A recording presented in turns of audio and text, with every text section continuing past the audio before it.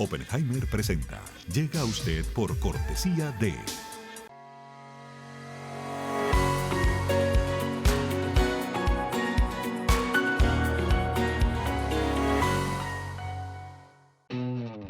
UAD es más que una universidad. Es vivir una experiencia única de aprendizaje. Es tu tiempo de vivir. UAD Experience.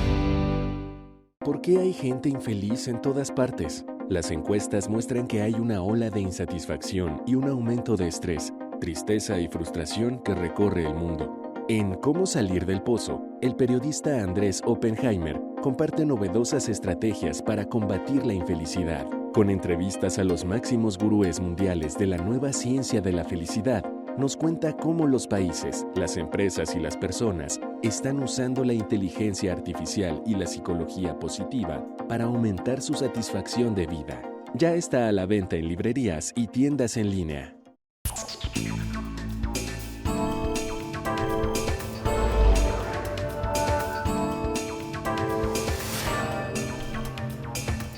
Hola, ¿qué tal? Soy Andrés Oppenheimer. Gracias por estar con nosotros. Hoy vamos a hablar de dos temas muy, pero muy candentes. El primer aniversario del ataque del grupo terrorista Hamas a Israel el 7 de octubre del año pasado y la toma de posesión del nuevo gobierno de la presidenta de México, Claudia Sheinbaum, pocos días atrás, el 1 de octubre. Vamos a empezar con el tema de los rehenes, porque se está cumpliendo un año desde que más de 1.000 miembros armados de Hamas se infiltraron en Israel, atacaron colonias agrícolas fronterizas y mataron unos 1.250 israelíes, la mayoría de ellos civiles, incluyendo 250 jóvenes que estaban en un concierto de música alternativa, cifras del gobierno israelí. Y además de matar a todos esos civiles y violar muchas mujeres, tal como lo constató las Naciones Unidas, los atacantes secuestraron más de 200 hombres, mujeres y niños en esa zona y se los llevaron a la Franja de Gaza. Todo eso condujo a una fulminante contraofensiva militar israelí que, según autoridades del Ministerio de Salud de Gaza, controlado por el gobierno de Hamas, ha dejado ya unos 40.000 muertos, aunque esa cifra no distingue entre combatientes y civiles. Israel dice que muchos de los muertos civiles son combatientes de Hamas y que la dirigencia de Hamas es culpable de muchas de estas muertes civiles por esconder sus bases en escuelas y hospitales y usar a los civiles como escudos humanos. Hamas lo niega. Hoy vamos a hablar con Itzik Horn, el padre de dos secuestrados el 7 de octubre del año pasado. Horn y su familia emigraron de Argentina a Israel hace casi 25 años y en este momento, hoy, un año después del secuestro de dos de sus hijos, Horn no sabe si están vivos o muertos. Vamos a escuchar su historia. Y más tarde en el programa vamos a cambiar de tema y hablar sobre el nuevo gobierno de la presidenta Claudia Sheinbaum en México. La nueva presidenta, que es la primera mujer en ejercer el cargo en México, pertenece al partido de izquierda Morena del expresidente Andrés Manuel López Obrador. Y Sheinbaum ha apoyado entusiastamente la ley de López Obrador que va a reformar el sistema judicial, que ha despertado muchísimas críticas en la oposición y en sectores empresariales, que dicen que esto va a terminar con la independencia judicial y dar paso a una autocracia en México. Los críticos de la reforma judicial dicen que va a permitir que la nueva presidenta controle todos los poderes, el ejecutivo, el legislativo y el judicial. El gobierno anterior y Sheinbaum ahora, en su discurso inaugural, dijeron que los inversionistas no tienen nada que temer. Pero el embajador de Estados Unidos, Ken Salazar, dijo hace algunas semanas que la reforma judicial podría amenazar la democracia y las relaciones comerciales de México con Estados Unidos. Y el diario The Wall Street Journal estimó que las multinacionales de Estados Unidos podrían congelar hasta 35.000 millones de dólares. ¿Escucharon bien? Hasta 35.000 millones de dólares en inversiones en México por esta reforma judicial que ya es ley. ¿Quién tiene razón? ¿Cómo ven el futuro de México las agencias de calificación crediticia, o sea, las empresas que aconsejan a los inversionistas cuán riesgoso es invertir en un país? Hoy vamos a tener con nosotros a los encargados de México de dos de las principales calificadoras de riesgo del mundo, Standard & Poor's y Moody's. Les vamos a preguntar cómo ven el presente y el futuro con la nueva presidenta de México. Bueno, empecemos con el primer aniversario de la masacre y la toma de rehenes en Israel por parte de los terroristas de Hamás. Vamos a Israel con Itzik Horn, el padre de los 2 rehenes que fueron secuestrados, 2 de los 200 y pico, por Hamás el 7 de octubre del año pasado. Vamos a la entrevista. Itzik Horn, gracias por estar con nosotros. Señor Horn, se está cumpliendo un año, como decíamos recién, desde que Hamás entró en Israel, mató toda esa gente, 1.200 personas, se llevaron más de 200 rehenes, incluyendo a 2 de sus hijos. ¿Cómo fue eso? ¿Cómo fue que secuestraron a sus hijos? ¿Ellos estaban en sus casas, en el kibutz, en la colonia agrícola donde vivían, o estaban en la calle, o dónde estaban en ese momento? Mi hijo mayor, Yair, vive en el kibutz Nir Oz, y mi hijo menor, Eitan, lo fue a visitar porque era una fiesta judía.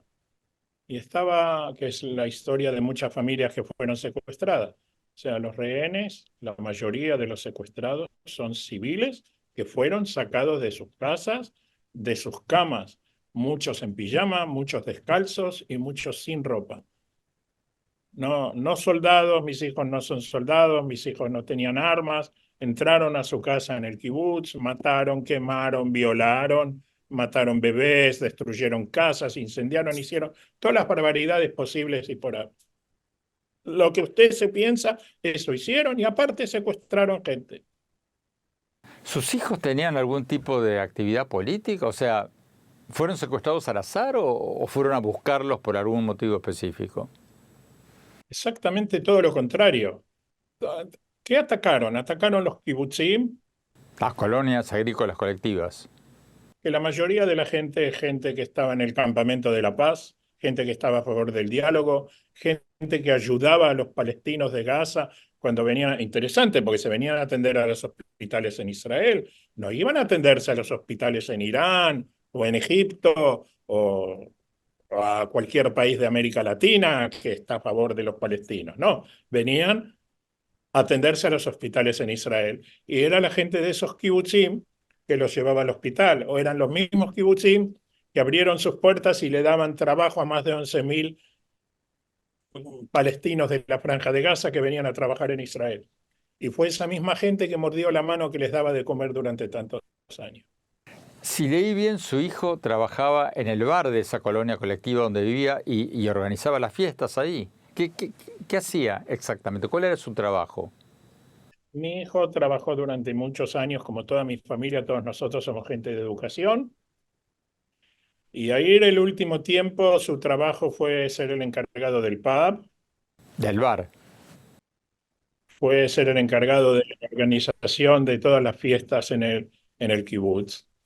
Ese era su trabajo, y su hermano menor, Yair, que vive en la ciudad de Kfar Saba, al norte de Israel, lo fue a visitar y se lo llevaron de sus casas. ¿Cuándo fue la última vez que escuchó de ellos? Yo no sabía que Eitan había ido de visita, son muchachos grandes. Yair lamentablemente cumplió en cautiverio años, cumplió 46 años, y esta semana mi hijo menor, Eitan, cumplió 38. Son muchachos grandes, no me están contando todo lo que van haciendo, no me lo contaban cuando eran más chicos, menos ahora. Yo me enteré al día siguiente, recién el domingo me enteré que habían sido secuestrados. Durante más de un mes estuvieron en carácter de desaparecidos. ¿Cómo se enteró? Me enteré de 2 maneras. El domingo, finalmente, después de muchos intentos, logré comunicarme con alguien del kibutz Nir Oz, que me informó que no los encuentran, que no están. Yo pregunté quiénes no están, no entendía. Me dijeron, no, Eitan vino de visita, los estamos buscando desde ayer, no están por ningún lado, no están en la casa, no están entre las decenas de cuerpos que está regado todo el kibutz. Así que entendemos que fueron secuestrados a la Franja de Gaza. La casa está toda patas para arriba, vaciaron todo, rompieron todo, pero no hay signos de violencia en la casa. Cuando yo pregunté qué quiere decir que no hay signos de violencia, me dijeron no hay sangre. Ahora, no aparecieron en ninguna película, no estaban en ninguna foto, y recién después de un mes el ejército me comunicó que estaban desaparecidos. Ahora, Andrés, ¿tú te imaginas que para un argentino, en especial de mi edad, que ha vivido la dictadura militar, que te digan una cosa así es un doble puñal en la espalda? Porque sabemos cuál fue la historia de los casi 30.000 desaparecidos en Argentina. Algunos de los rehenes fueron liberados desde entonces. ¿Alguno de ellos le dijo algo a usted sobre si vio o escuchó algo de sus dos hijos? Sí, en el mes de noviembre, cuando comenzó el primer intercambio y el único que hubo hasta ahora, el primer grupo de mujeres liberadas, que eran 13 mujeres y niños, 12 eran del kibutz Nir Oz, y ahí recibí las dos informaciones quizás más importantes. La primera es que los vieron en los túneles, y la segunda es que no estaban heridos, por lo cual confirmaba lo que me había dicho la persona con la cual había hablado el 8 de octubre. Pero esa es una información de noviembre del año pasado. Desde entonces no supo nada de ellos. Absolutamente nada. Usted y su familia emigraron de Argentina en el año 2000. ¿Usted siente que Argentina y otros países latinoamericanos están haciendo lo necesario para reclamar la liberación de los secuestrados? Yo tengo una cuenta abierta con las organizaciones de derechos humanos en Argentina en particular y en el mundo en general, que no abrieron la boca, no dijeron absolutamente nada. Secuestraron un bebé de 9 meses o un anciano de casi 80. Eso no es violación de los derechos humanos. ¿Qué es violación de los derechos humanos? Salvo que alguien me diga que hay dos parámetros para medir qué es violación de los derechos humanos. Bueno, para ser justos, por lo menos al principio, después del 7 de octubre, las grandes organizaciones de derechos humanos del mundo, como Amnistía Internacional y Human Rights Watch, sí, denunciaron el secuestro de los rehenes. Pero en las Naciones Unidas les llevó mucho tiempo aceptar que alguien de Israel venga a testificar sobre las violaciones y lo que pasó.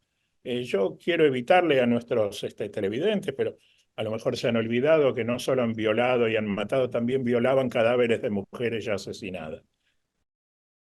Tenemos que ir a un corte. Cuando volvamos, vamos a ver lo que nos dijo Itzik Hon sobre lo que están diciendo algunos presidentes latinoamericanos muy específicos sobre la guerra de Gaza. Y después vamos a hablar del país que heredó la nueva presidenta de México, Claudia Sheinbaum. No se vayan, ya volvemos.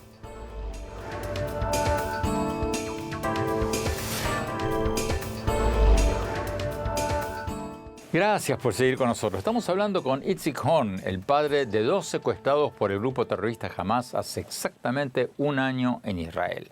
Los dos estaban en una colonia agrícola fronteriza, fueron secuestrados junto con más de 200 otros rehenes en el ataque en que los terroristas mataron a más de 1.200 personas, incluyendo 250 jóvenes que estaban en un concierto de rock o de música alternativa. Sigamos con la entrevista. Itzik Hon, usted hablaba en el bloque anterior recién de las Naciones Unidas. ¿Qué sintió usted cuando pocos días atrás el presidente de Colombia, Gustavo Petro, acusó a Israel de estar llevando a cabo un supuesto genocidio en Gaza, pero no denunció el terrorismo de Hamas? Bueno, eso es lo que yo le explico, que aparentemente hay un doble vara para medir las cosas. Primero, no creo que haya ningún genocidio. Explíquenos por qué, por favor. Como primera medida, el Hamas utiliza a su población civil como escudo. Lo hizo durante todos estos años y al usar también escuelas y hay un montón de funcionarios de la UNRWA fueron filmados raptando gente, raptando cadáveres. Muchos de los liberados cuentan que sus captores eran funcionarios de la UNRWA o maestros o médicos. La UNRWA, aclaremos, es la Organización de las Naciones Unidas a cargo de los refugiados en Gaza. Así es. Entonces, yo lamento mucho que paguen justos o inocentes por culpables, pero el Hamas es el gobierno que ellos eligieron. El Hamas hace 20 años que bombardea a Israel. En vez de construir refugios, y tanto les preocupaba lo que podía pasar con Israel, se ocuparon con el dinero de Qatar y de los países europeos que entraba para ayudar, lo usaron para construir túneles y para armarse. Y yo, si me permite, Andrés, quiero diferenciar la causa palestina del Hamas. El Hamas es una organización terrorista que en la mayoría de los países de Occidente fue declarada organización terrorista. Argentina también la declaró organización terrorista. Hay otros países de América Latina que lamentablemente no lo han hecho. Y si piensan que con apoyar a lo que hace el Hamas apoyan a la causa palestina, menudo favor le hacen a la causa palestina. Usted ha participado en manifestaciones en Israel pidiendo la liberación de los rehenes. ¿A quién están dirigiendo ustedes esas protestas? ¿Al mundo? ¿Al gobierno de Israel? ¿A quién?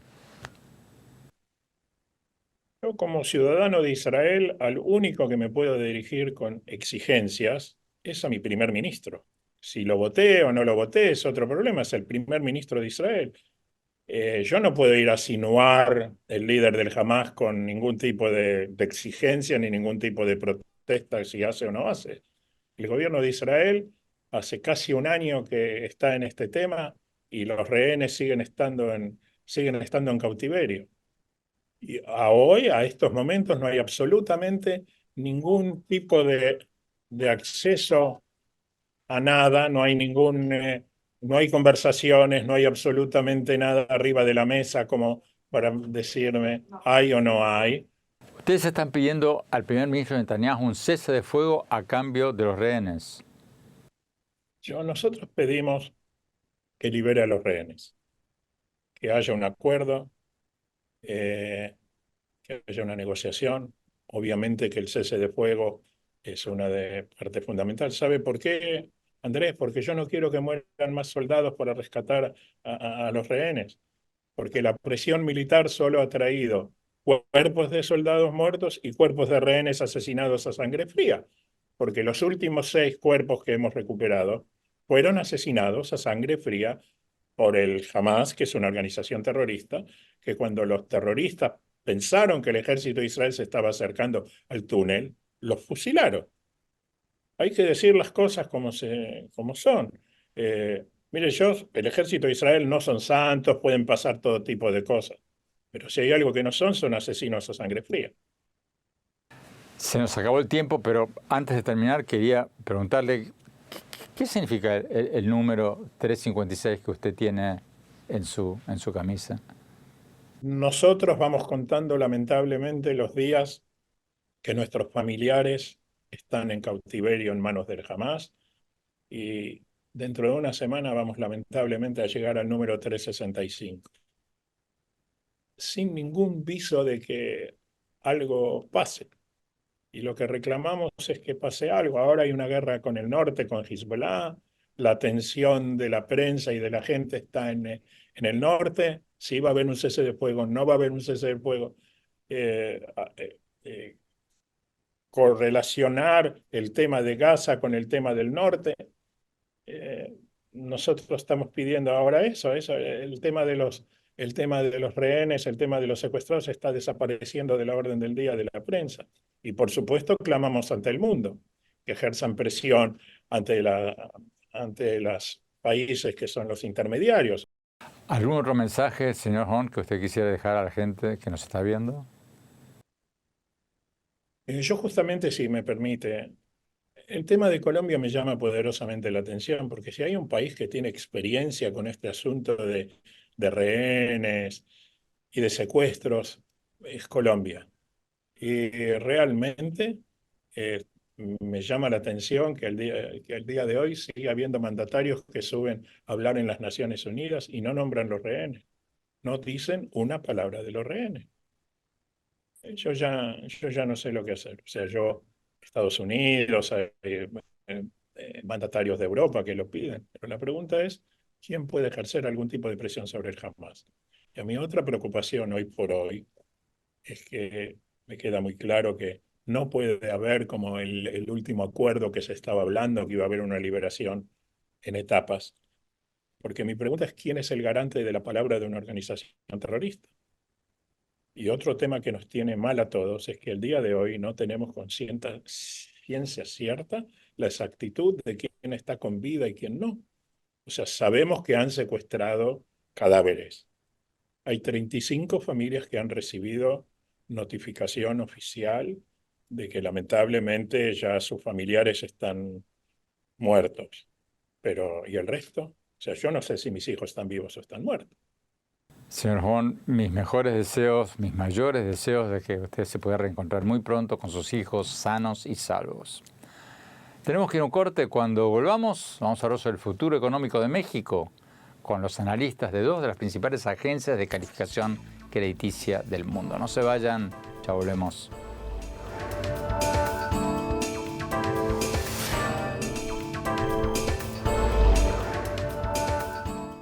Gracias por seguir con nosotros. Uno de los principales retos de la nueva presidenta de México, Claudia Sheinbaum, va a ser atraer inversiones para hacer crecer la economía de México.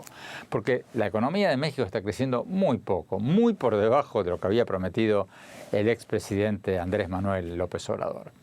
Muchos empresarios y empresas multinacionales ven con nerviosismo la reforma judicial que ella apoyó y que el diario The Wall Street Journal ha dicho podría resultar en que las multinacionales congelen unos 35.000 millones de dólares en inversiones que tenían planeadas hacer en México.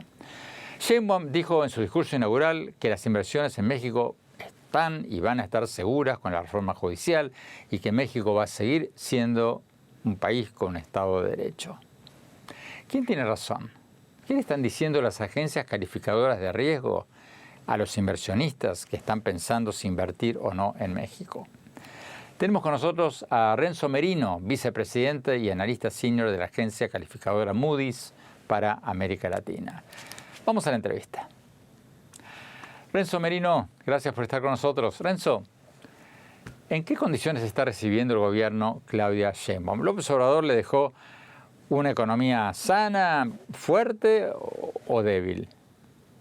A ver, nosotros desde la perspectiva de una calificadora lo vemos tanto por el lado del crecimiento económico como de las cuentas fiscales del gobierno, es decir, cuánto gasta y cuánto tiene de ingresos el gobierno y cuánto se debe endeudar para no dar estos servicios públicos que brinda el gobierno en cualquier país.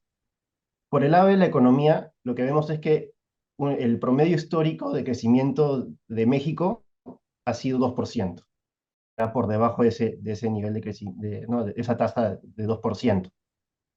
Y esto se da en un contexto del choque muy fuerte de la pandemia y luego un periodo de recuperación y luego ha habido una normalización de crecimiento y una desaceleración en este año y creemos que se mantendría más o menos así para el próximo. También hay que recalcar de que viendo hacia adelante por el lado del crecimiento económico, todavía quedan muchas oportunidades relacionadas a la relocalización de las cadenas, ¿no?, productivas en el mundo, conocido como nearshoring, pero a la vez también notamos que hay temas estructurales que pesan sobre lo que podría ser el potencial de crecimiento de la economía que no han sido abordados. Pasando al lado de las cuentas fiscales, como mencionaba, vemos una posición más debilitada a lo que en su momento enfrentó el presidente López Obrador. Esto se da porque el déficit fiscal en el año 2024 va a ser casi el doble de lo que fue en sus primeros 5 años. Y ahora la tarea de la administración Sheinbaum será reducir ese nivel de déficit. Bueno, si leo bien, si interpreto bien lo que estás diciendo, el panorama parece bastante sombrío. O sea, ¿ustedes están considerando rebajarle la calificación crediticia a México o no? Nosotros actualmente tenemos una calificación en el nivel Baa2, está 2 peldaños dentro de lo que se conoce como el grado de inversión, con una perspectiva estable. Lo que nosotros medíamos con esta perspectiva estable era un balance de riesgos. Por un lado, presiones económicas y fiscales, por el otro lado, un tema de larga data en México que ha sido el manejo prudente macroeconómico, tanto en cuanto a temas monetarios, ¿no?, el manejo de la inflación, por ejemplo, y el tema de las cuentas fiscales. Pero lo que sí vemos, y esto será parte de una decisión que tomaremos en los próximos meses, es que los desafíos para mantener este manejo prudente han aumentado. La reforma judicial del expresidente López Obrador y de la actual presidenta Sheinbaum podría frenar el comercio y las inversiones extranjeras, como lo advirtió en su momento el embajador de Estados Unidos, ¿o no? nosotros vemos en sí el conjunto de reformas que ha venido proponiendo el gobierno que salió y el nuevo gobierno, ¿no? Y las reformas que probablemente se siguieran aprobando en esos temas. Obviamente la reforma judicial es una muy importante, pero hay otras que, por ejemplo, afectan los entes autónomos que están relacionados a temas regulatorios, de competencia en la economía, etcétera. Y lo que a nosotros quizás nos preocupa o vemos algunos riesgos es, por ejemplo, el tema de los contrapesos institucionales en el país, el tema del ambiente regulatorio, el tema de las decisiones judiciales, sobre todo en temas de respeto de los contratos, sobre todo cuando una de las partes en conflicto sea el Estado. En este contexto, lo que vemos es que para los inversionistas va a haber más incertidumbre y esto puede pesar o demorar algunas de las decisiones de inversión de ellos, ¿no?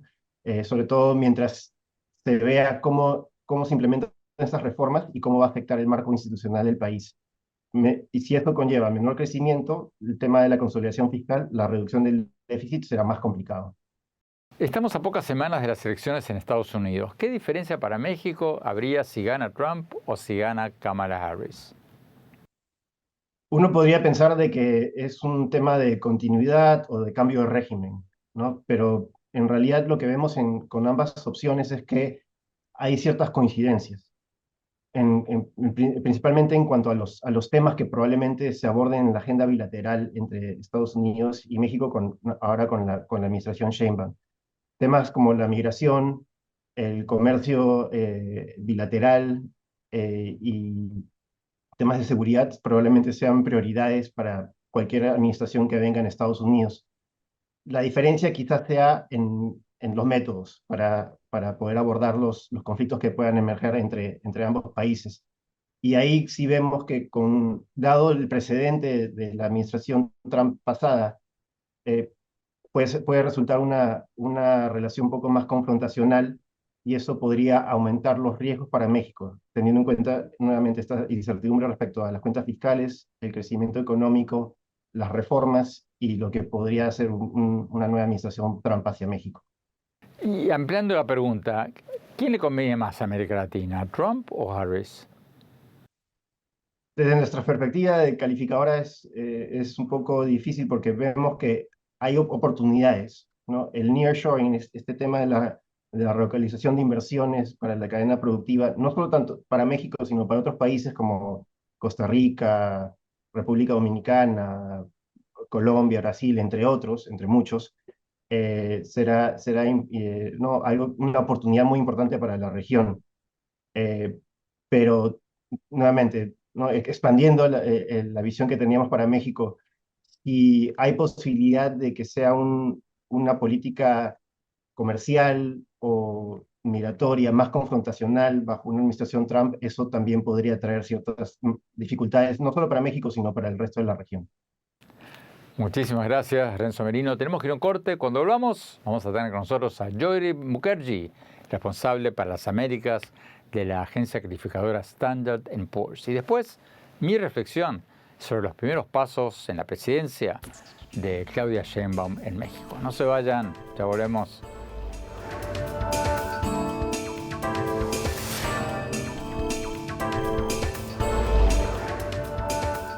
Gracias por seguir con nosotros. Estamos analizando el futuro de México ahora que asumió el mando la nueva presidenta Claudia Sheinbaum, heredando un país con un crecimiento económico bastante mediocre. Tenemos con nosotros a Joydeep Mukherjee, director ejecutivo y responsable para las Américas de Standard & Poor's, una de las agencias calificadoras más conocidas del mundo. Lo que dicen las calificadoras de riesgo es importante porque muchos inversionistas se fijan en las evaluaciones que hacen estas empresas calificadoras para decidir si invierten o no en los países. Vamos a la entrevista. Joydeep, muchas gracias por estar con nosotros. La misma pregunta que le hacíamos antes a tu colega de Moody's. ¿La presidenta Sheinbaum inicia su gobierno con una economía sólida o débil? Yo diría que es una economía estable, pero no muy dinámica y no crece mucho, pero tampoco está en un estado de debilidad o crisis. Es estable, pero un poco de estancamiento también. ¿Qué significa estable? Si leí bien, el presidente López Obrador había prometido tasas de crecimiento del 6% anual al final de su mandato, o sea, ahora, y terminó siendo del 1.5% o algo así. Sí, bueno, hubo también una pandemia, pero sí, el punto es correcto, porque la tasa de crecimiento económico en México en términos per cápita es muy débil, casi es un 1%, que es casi nada. Y eso no es algo nuevo. El problema no nació con López Obrador, es una debilidad estructural desde el tiempo de otros gobiernos. Y tiene que ver con muchas debilidades económicas, institucionales, problemas de delincuencia. Hay muchos factores, pero el punto es que la economía creció durante los últimos años y hay estabilidad desde el punto de vista de nosotros como calificadora de riesgo crediticio. Sí, hay una estabilidad que es bueno para la calificación. Pero, ¿qué quiere decir esto? Que inflación está bajo control, que no hay problema de cuenta corriente, balance de pagos, no hay problema de una carga de la deuda creciendo sin control. Esos son los factores más o menos positivos. Pero, al fin y al cabo, hay que crecer para mejorar el ingreso de la gente y tener recursos para invertir tanto desde el sector privado como el sector público. Y eso es la debilidad, porque hay estabilidad macroeconómica, pero también estancamiento en varios indicadores y problemas sociales que no van a desaparecer si la economía continúa a crecer a 1 o 2%. Entonces, es la falta de dinamismo, de crecimiento, que es el problema de largo plazo. El embajador de Estados Unidos en México y algunas agencias calificadoras, no sé si la tuya, han dicho que la reforma judicial de López Obrador, apoyada por la nueva presidenta Sheinbaum, podría perjudicar la confianza de los inversionistas y las relaciones comerciales con Estados Unidos. ¿Tú crees eso? Es una posibilidad y estamos siguiendo los acontecimientos muy de cerca, pero tengo que ponerlo en contexto.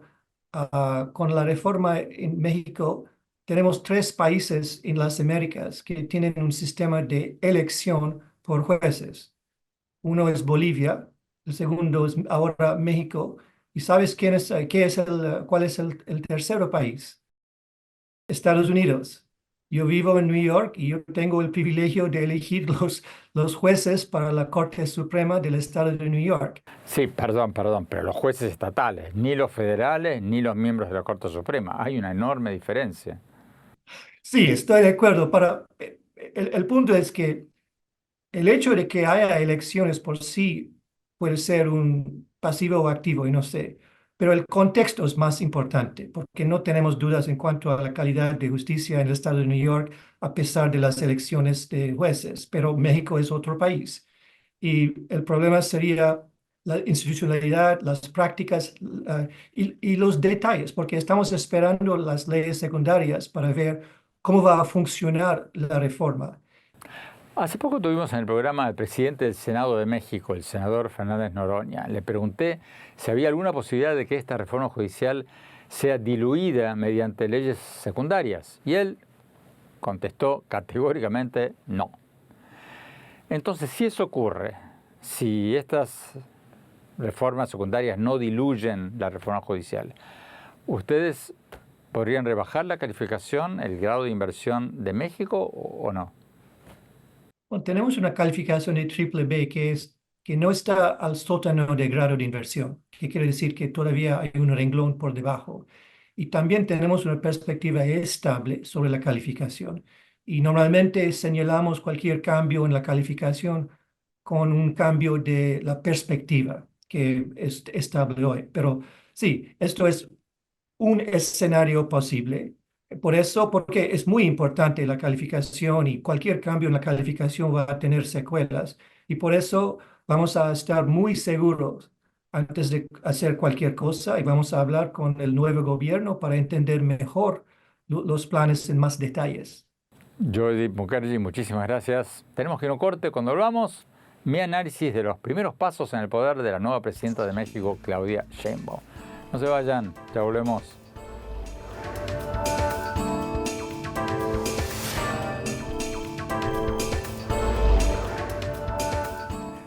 Gracias por seguir con nosotros. Mi reflexión sobre el discurso inaugural de la presidenta Claudia Sheinbaum de México es que por el lado positivo dijo cosas muy buenas que uno esperaba que dijera, como por ejemplo que su gobierno va a garantizar todas las libertades, que va a respetar la independencia del Banco Central y que, según dijo, cualquiera que diga que habrá autoritarismo en México estará mintiendo, cierro comillas. Todo eso es bueno, muy bueno.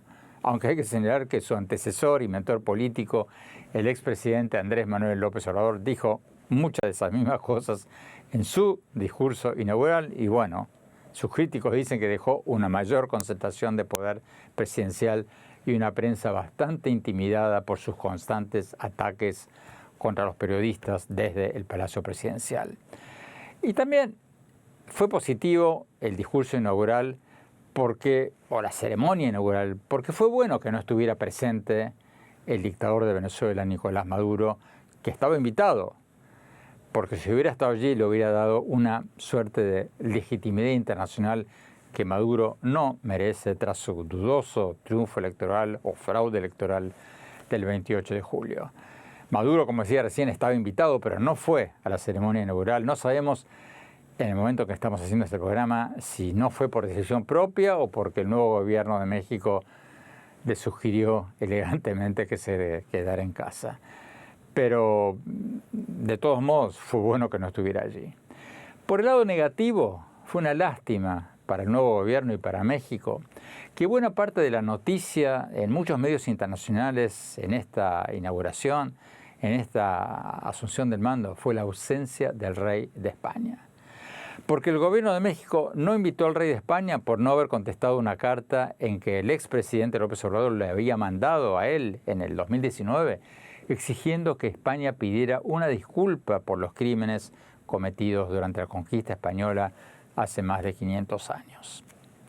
La pelea con España desvió el tema de la conversación en un momento en que México necesita dar señales de confianza a los inversionistas locales y extranjeros, porque la economía de México, que López Obrador había prometido crecería a tasa del 6% al finalizar su mandato, está creciendo al 1.5% este año, según el Banco de México.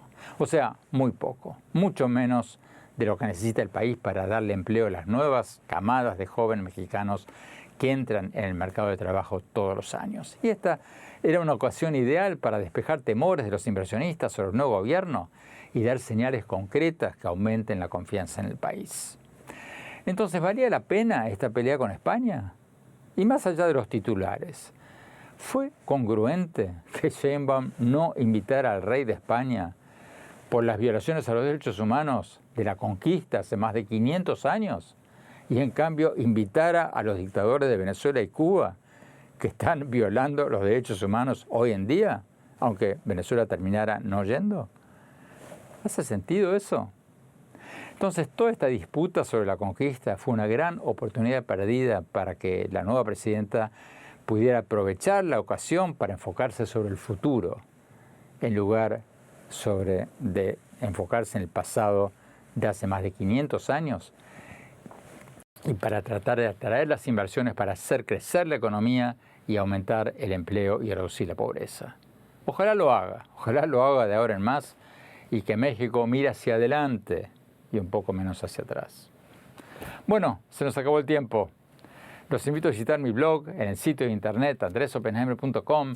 Visítenme en mis redes sociales, en X, Twitter, en mi página de Facebook y en mi cuenta de Instagram. Y no se pierdan mi nuevo libro, Cómo salir del pozo. Ya está en todas las librerías físicas y virtuales. Gracias, hasta la semana próxima.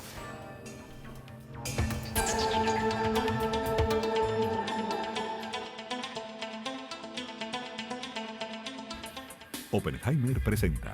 Llega a usted por cortesía de...